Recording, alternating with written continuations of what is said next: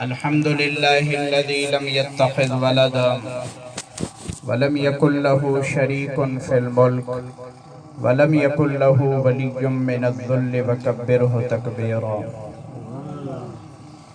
الحمد لله فاطر السماوات والأرض جاعل الملائكة رسلا أولي أجنحة مثنى وثلاث ورباع يزيد في الخلق ما يشاء إن الله على كل شيء قدير.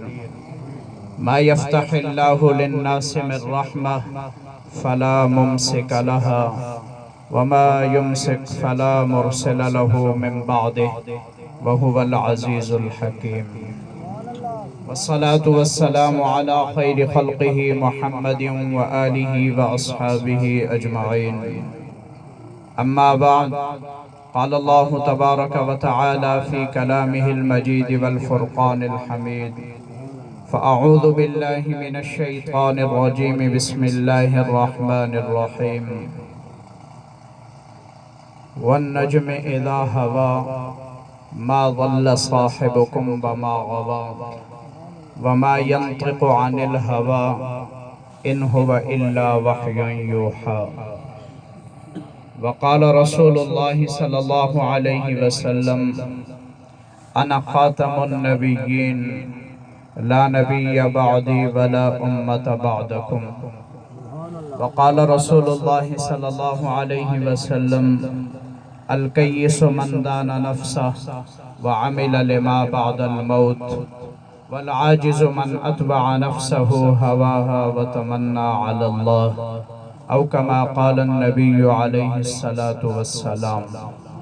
محبت و عقیدت کے ساتھ حضور پاک صلی اللہ علیہ وسلم کی ذات اقدس پر درود پاک.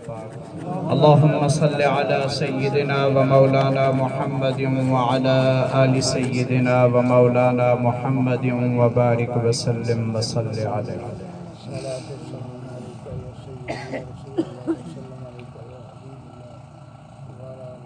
میرے محترم بھائیوں اور دوستوں،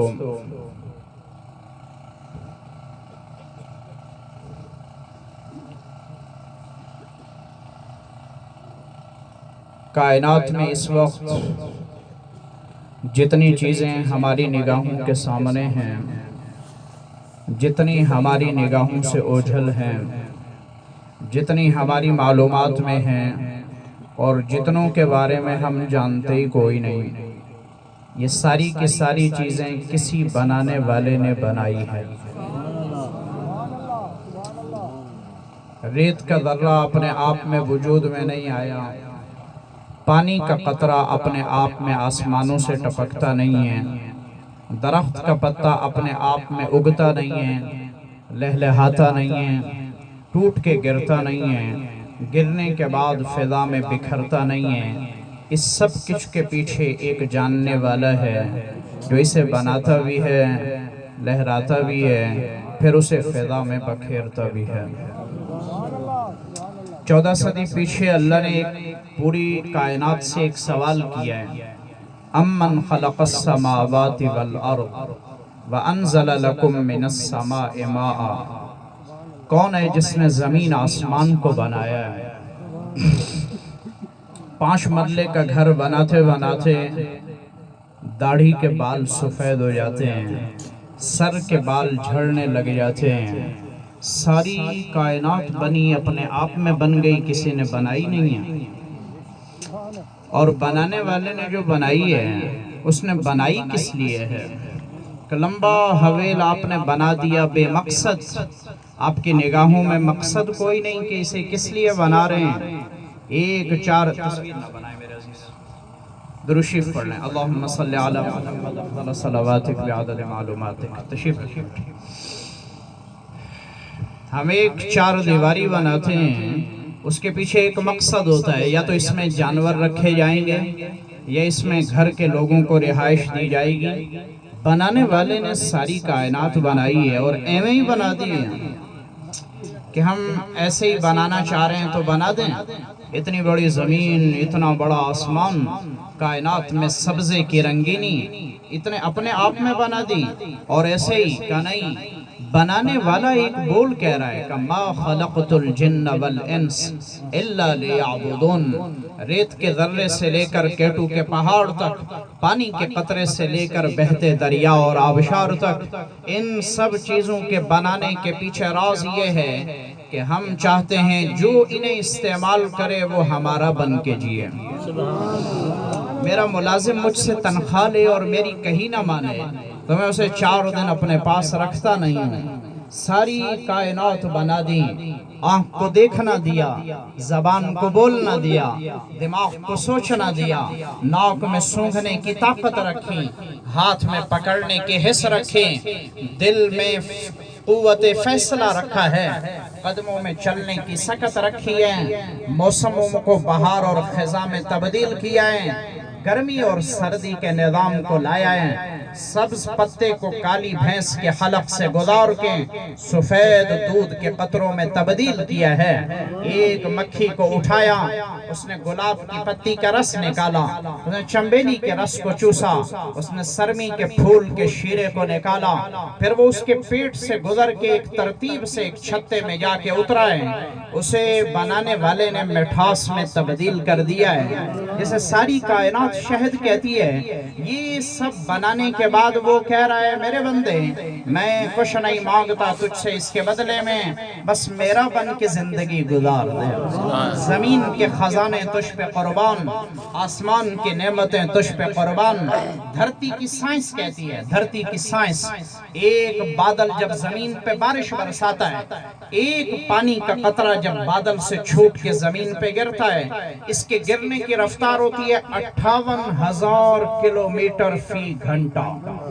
یہاں میرے کوٹدو سے کراچی کا سفر ہے 926 کلومیٹر، میں 1000 کلومیٹر لگاؤں تو جس رفتار سے بارش کا قطرہ چھوٹ کے زمین پہ آ رہا ہے، اتنی رفتار سے کوئی گاڑی کوٹدو سے نکلے کراچی کے لیے تو وہ 58 سیکنڈ میں کوٹدو سے کراچی پہنچے گی۔ اتنی رفتار سے چلنے والی گاڑی اگر کسی چیز سے ٹکرا جائے، نہ یہ بچے گی نہ وہ بچ سکے گا۔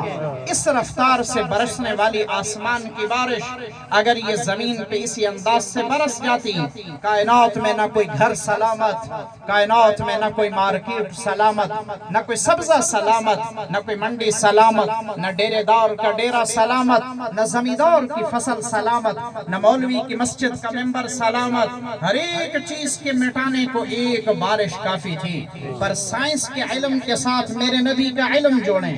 میرے نبی نے فرمایا جب آسمان سے بارش کا قطرہ چھوٹ کے گرتا ہے تو اللہ زمین کے فرشتوں سے فرماتا ہے اپنے پروں کو پھیلاؤ اور ان قطروں کو اپنے پروں پہ لینا شروع کر دو۔ وہ اس پر سے ٹکرایا، پھر اس سے ٹکرایا، پھر اس سے ٹکرایا، 27,000 فرشتوں کے پروں سے ٹکراتے ٹکراتے ٹکراتے جب یہ بارش کا قطرہ زمین پہ آتا ہے، اس کی رفتار ختم ہو جاتی ہے، اب یہ زمین پہ گرتا ہے، اس کی گرنے کی رفتار ہوتی ہے 58 کلومیٹر فی گھنٹہ۔ انا صببنا الماء صبا ثم شققنا الارض شقا فانبتنا فيها حبا وعنبا وقضبا وزيتونا ونخلا وحدائق غلبا وفاكهة وابا۔ میری بات ہو میرے عزیزوں، اسے لپیٹ کے دیوار پہ مار دو۔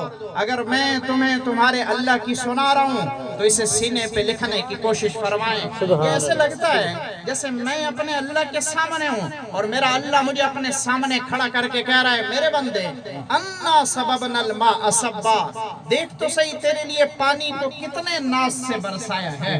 ثم شققنا الارض شقا، یہ بارش کا قطرہ گندم کے پودے کی بنیاد میں گرا، کپاس کے پیڑ کی بنیاد میں گرا، یہ آم کے درخت کی بنیاد میں گرا ہے۔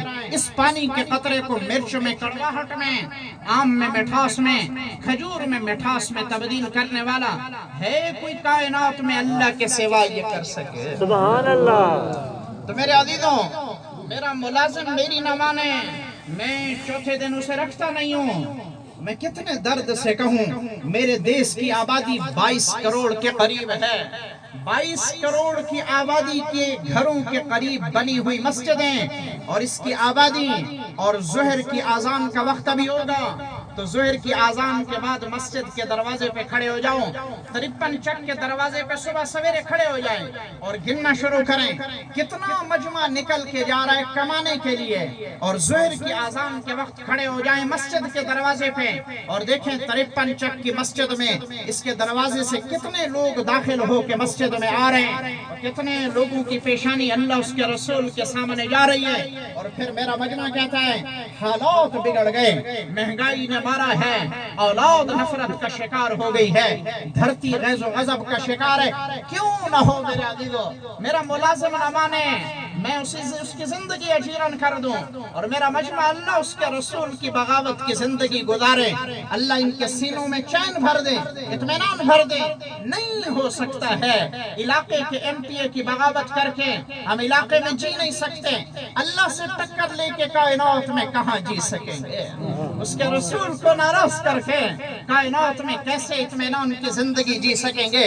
میں خطیب نہیں ہوں، واعظ نہیں ہوں، روزانہ تمہیں ایک نیا قصہ سنا کے میں راضی کر سکتا ہوں کہ میں یہاں سے نکلوں اور تم کو مولی کوٹ چاڑ دیتی ہے۔ اگر تم نے زندگی کی راہیں نہ بدلی اور میں نے زندگی کی راہیں نہ بدلی، نہ میرا آنا کسی کھاتے میں نہ آپ کا بیٹھنا کسی کھاتے میں، سارا دیش پھرنے کی اللہ توفیق دیتا ہے، کبھی در بدر کبھی ان کے گھر، ہمیں عاشقی تیرا شکریہ، میں کہاں کہاں سے گزر گیا، میں دیش کی گلیاں پھر رہا ہوں، دیہات پھر رہا ہوں، شہر پھر رہا ہوں، یہاں باپ اولاد سے پریشان ہے، اولاد ماں باپ کے مرنے کی دعائیں مانگ رہی ہے، بیوی شوہر سے متنفر ہے، شوہر بیوی سے متنفر ہے، استاد شاگرد کو گالیاں دے رہا ہے، شاگرد استاد سے بیزار ہے، پیر کو مرید نہیں مل رہے، مرید کو کوئی کام کا پیر نہیں مل رہا، زمیندار اپنی فصل سے پریشان ہے، ملک کا حکمران رعایا سے پریشان ہے، رعایا ملک کے حکمران کو گالی دے رہی ہے، یہ ساری بنی ہوئی نفرتوں کی آگ کیا اپنے آپ میں لگ گئی کہ ہم رات کو سوئے صبح اٹھے متنفر ہو گئے؟ نہیں میرے عزیزو، مدتوں سے میرے اللہ کے گھر کے مصلے ویران ہوئے ہیں، مدتوں سے میں نے اپنے نبی کی زندگی کو دیس نکالا دیا ہے، مدتوں سے میرے گھر میں رکھا ہوا قرآن اس کا غلاف بھی کھول کے کوئی نہیں دیکھ سکا ہے، ایک مدت ہوئی ہے جھوٹ پہ گواہیاں دیتے دیتے، سفید داڑھیوں والے عدالتوں کے باہر 500 روپے میں جھوٹی گواہی دینے کو تیار ہیں، زمین تک گئی ہے جہاں دیہات میں بھی سود پہ پیسہ دینے کا رواج پڑا ہے۔ میرے عزیزوں جب دل پتھر ہو جائیں تو پھر کسی کے آنسوں پہ دل پہ دستک نہیں دیتے، دل زندہ ہو۔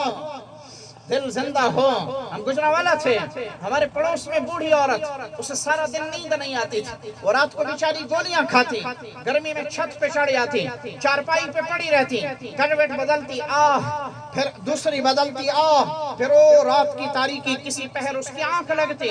وہ ہمارے محلے میں شادی، رات کے 2-2:30 بجے کے قریب بارات آئی، اس بیچاری کی آنکھ لگی ہوئی ہے، بارات والوں نے فائرنگ کی، اس کی فائرنگ کی آواز پہ اس کی آنکھ کھلی تو میں نے اس کی زبان سے نکلے بول سنے، اس نے کہا شالا برباد تھی وہ۔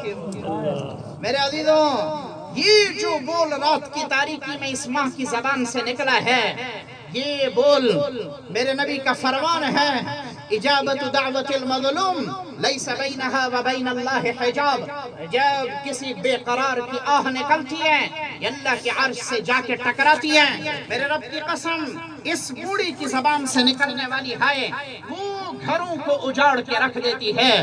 کتنی آہیں میرے مجمع نے لی ہیں جو سود پہ تجارت کرنے والے، بازار بھرا پڑا ہے، ہم شہر کے بینکوں کو رو رہے تھے، ایک بوڑھی ماں دیہات کی مجھے کہہ رہی ہے مول صاحب دعا کر اللہ انہوں نے برباد کرے جنہ میرے پتر نے سود پھنسا دیتا ہے۔ بیٹے نے بیٹی کی شادی کرنے کے لیے 1 لاکھ روپیہ قرضہ لیا ہے، ایک درندہ آگے میدان میں بیٹھا ہے، اس نے کہا اس کے بدلے 1,60,000 لوں گا، اس نے بیٹی کے ہاتھ پیلے کرنے، اس نے جیب سے اس نے کہا میں کلیجہ کاٹ کے تجھے 1,60 پورا کر کے دوں گا، اور وہ بیچارہ کما رہا ہے اس سے پوری نہیں ہو رہی ہے، لینے والا نہ ماں کی گالی چھوڑتا ہے نہ بہن کی گالیاں چھوڑتا ہے، اور یہاں ایک ماں کی ہائی سے لگتی ہے۔ میرے محترم بھائی اور دوستوں میں ہاتھ جوڑتا ہوں اللہ کے لیے واپسی کی ترتیب بنائیں. میرے دیش کو ڈبونے والا ہندو نہیں ہے، یہودی نہیں ہے، عیسائی نہیں ہے، سکھ نہیں ہے. میں اپنے درخت پہ بیٹھ کے اس کی بنیاد میں کلہاڑا چلا رہا ہوں. میری ریڑھی پہ فروٹ بیچنے والا غریب جب وہ سیب کا داغ اپنی طرف کر کے خریدار کے شاپر میں سیب کو ٹھوک دیتا ہے، خریدار کی نگاہ تو نہیں پڑی ہے، پر کیا اللہ نہیں دیکھ رہا ہے؟ کیا اللہ نہیں دیکھ رہا ہے؟ عبداللہ بن عمر مدینہ طیبہ سے تشریف لے جا رہے ہیں. ایک چرواہا وادی میں کھڑا ہوا بکریاں چرا رہا ہے. عبداللہ وادی میں اترے، فرمان لگے اسقنا لبنن، ہمیں دودھ تو پلا دو، ہمیں پیاس لگی ہے. اس نے نکالا دودھ پیش کیا عبداللہ بن عمر کو، انہوں نے پی لیا. پھر انہوں نے کہا ایک بکری ہمیں ذبح کر کے کھلاؤ، ہماری بھوک مٹی نہیں ہے. اس نے کہا عبداللہ یہ میری نہیں ہے، یہ میرے والد کی ہے. آپ کے ہاں افغانستان کے لوگ بھیڑیں چرانے کے لیے آتے ہیں، ان کی اپنی نہیں ہوتی، یہ بیچارے مزدور ہوتے ہیں، مالک پیچھے بیٹھے ہوتے ہیں، تو وہ بکریاں چرا رہا ہے. اس نے کہا عبداللہ میری نہیں ہے، مالک کی طرف سے دودھ کی اجازت ہے، ذبح کر کے کھلانے کی اجازت نہیں ہے. تو عبداللہ امتحان لے رہے ہیں. انہوں نے کہا ذبح کر کے کھلا دو، مالک تو نہیں دیکھ رہا. اسے کہنا بکری بھیڑیا کھا گیا ہے.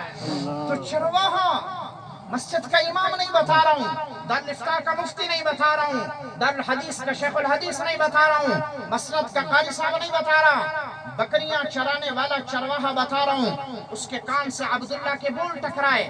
اس نے کہا چرواہے کا جواب ہے ساری کائنات کا سونا پگھلا کے پانی کر دیں، اس کے ایمان کو نہیں تولا جا سکتا، نہ لکھا جا سکتا ہے.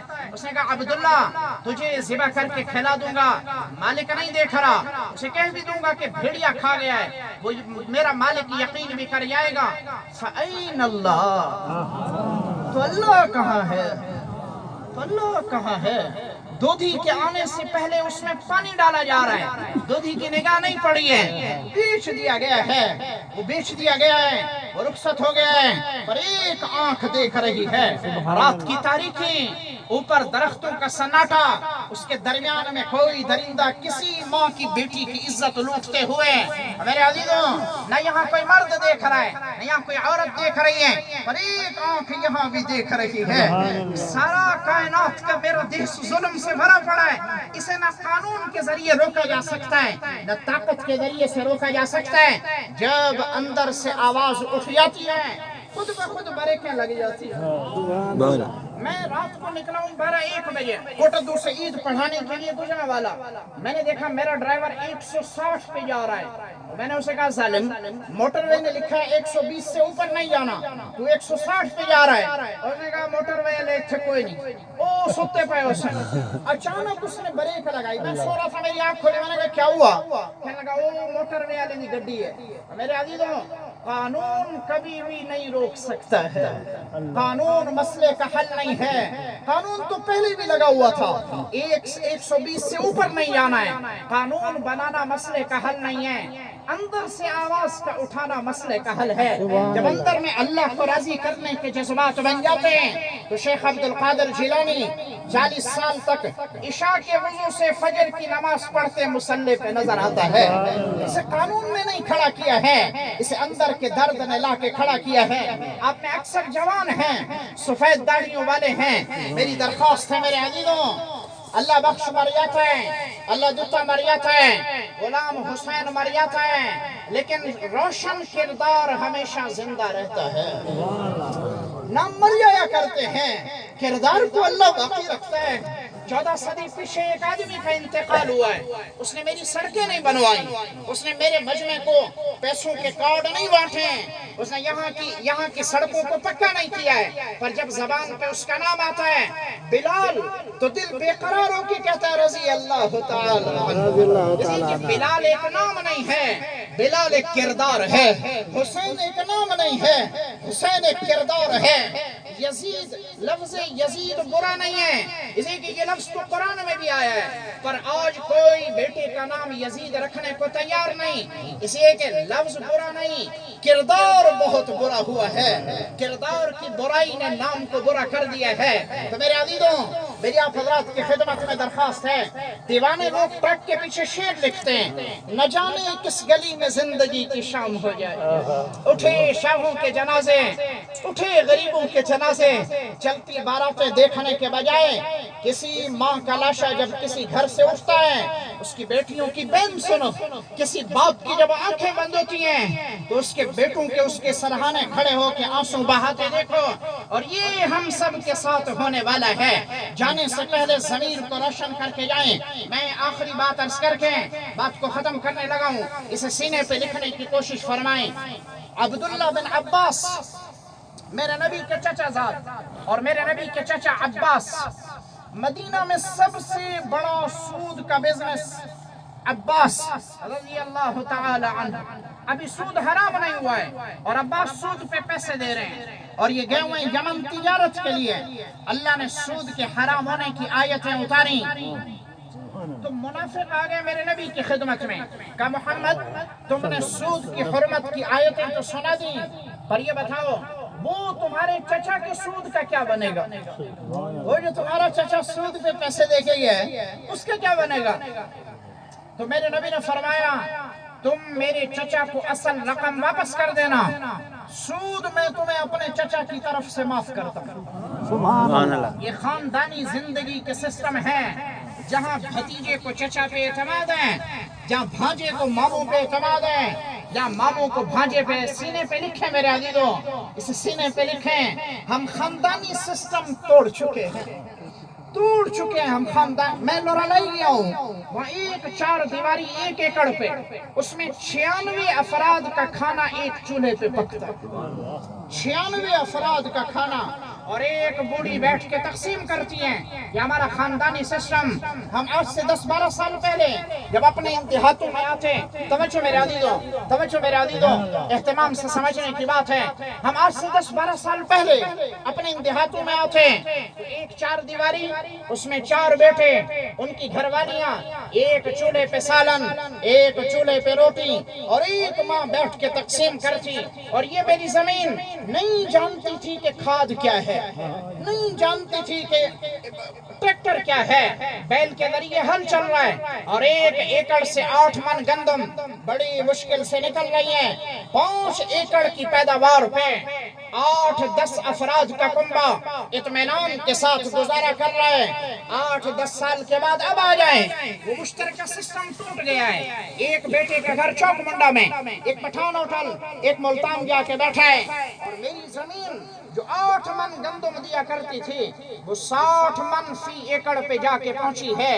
گھرانے ٹوٹ کے چھوٹے ہو گئے، زمین کی پیداوار بڑی ہو گئی، اس سب کچھ کے باوجود اگلی گندم کے آنے سے پہلے پڑولے خالی ہو جاتے، مہمان کے آنے کو عیب سمجھا جاتا ہے۔ یہ مصیبت دماریا کدے آ گئے میرے عزیزوں، یہ خاندانی سسٹم ٹوٹے ہیں، ان ٹوٹنوں نے ہماری اقدار توڑی ہے۔ بھتیجے کا چچا سے اعتماد اٹھا ہے، ماموں کا بھانجے سے اعتماد اٹھا ہے۔ میں نے ایک نوجوان سے سنا، اپنے چچا کو منہ پہ کہہ رہا تھا او میرے پیو دے مرن دا اتنا ارمان نہیں جتنا تیرے جیون دا ارمان ہے۔ لطیفہ نہیں ہے میرے عزیزو، یہ دکھڑے ہیں ضمیر کے، یہ دستک ہے میرے مجمع کے سینے پہ۔ تو میرے نبی کہہ رہے ہیں میرے چچا کو اصل رقم واپس کر دینا، سود میں تمہیں چچا کی طرف سے معاف کرتا ہوں۔ انہوں نے کہا موجہ لگ گیا۔ حضرت عباس تشریف لائے، ان حرم والوں کو پتہ چلا عباس آ رہے ہیں، منافق نکلے یہاں سے، بستی کے باہر جا کے عباس کو روکا۔ انہوں نے کہا عباس تو تے مارے گئے؟ انہوں نے کہا وہ کیوں؟ کہا تم نے ایک آدمی کو 1,00,000 روپیہ دیا سال کی میعاد پہ، اور تمہیں اس پہ 1 روپیہ نفع نہ ملے تو تجھے کیا فائدہ؟ انہوں نے کہا خیر تو ہے۔ کہا تیرے بھتیجے پہ آیتیں اتری ہیں، اس نے کہا میں نے سود معاف کر دیا ہے، تم اصل رقم واپس کر دینا۔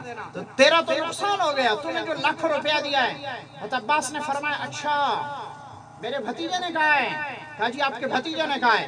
کہا اجمعوا کلکم علی الجبل، پہاڑ کی چوٹی پہ سارا مجمع جمع کرو، میں اعلان کرنا چاہتا ہوں۔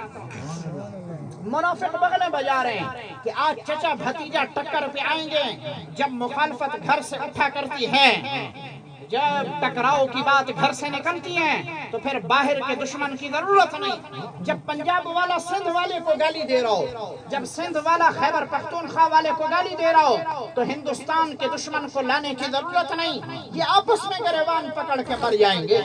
جب یہ کہہ رہا ہے میری نماز تیرے پیچھے نہیں ہوندی, وہ کہہ رہا ہے میری تیرے پیچھے نہیں ہوندی, ان پہ باہر کے دشمن کو لانے کی ضرورت نہیں. ان کے مرنے مارنے کو یہ خود کافی ہے. تو بغلے بجا رہے ہیں, وہ کہہ رہے ہیں کہ آج چچا بھتیجا ٹکر پہ آئیں گے. مجمع جمع ہوا ہے, عباس ممبر پہ چڑھے, پہاڑ کی چٹان پہ کھڑے ہو کے کہہ رہے ہیں سمعت ان ابن, میں نے سنا ہے کہ میرے بھتیجے نے سود کو معاف کیا ہے اور کہا ہے کہ اصل رقم واپس کر دینا. تو تم سارے حرم کے لوگ گواہ بن جاؤ, میں اپنی اصل رقم بھی تمہیں معاف کرتا ہوں. سبحان اللہ. اسی کی وہ اصل بھی تو سود کے ذریعے سے کمائی تھی. تو میرے محترم بھائیو اور دوستو, میری درخواست ہے آپ حضرات کی خدمت میں, اللہ کے نام پہ ہر جذبے سے ہٹنا سیکھیں, اپنے نبی کے نسبت پہ ہر جھگڑے سے پیچھے ہٹنا سیکھیں. لڑائی میں مقابلہ جیت جانے والا, لڑائی میں مقابلہ جیت جانے والا پہلوان نہیں. لڑائی ہماری سرائکی میں کہا جاتا ہے جھٹکے کو دھکا کوئی نہیں. معاف کر دینے والا, برداشت کر لے جانے والا, اللہ اسے کائنات میں عزتیں دیتا ہے. ہم سب اس کی نیت کرتے ہیں انشاءاللہ میرے عزیزو. میرا دیس ہے, کبھی پانی پہ جھگڑا, کبھی زمین کے مرلوں پہ جھگڑا, کبھی جائیداد کے ٹکوں پہ جھگڑا. اللہ کے لیے اس سے پیچھے ہٹ جائیں, اللہ کائنات میں زندگی کو چین سے بھر دے گا. اللہ مجھے آپ کو اس کے اطمینان نصیب فرمائے. تو یہ مجمع کافی ہے. میری درخواست ہے میرے عزیزو, دل کی گہرائی سے کہیں یا اللہ ہمیں معاف کر دے.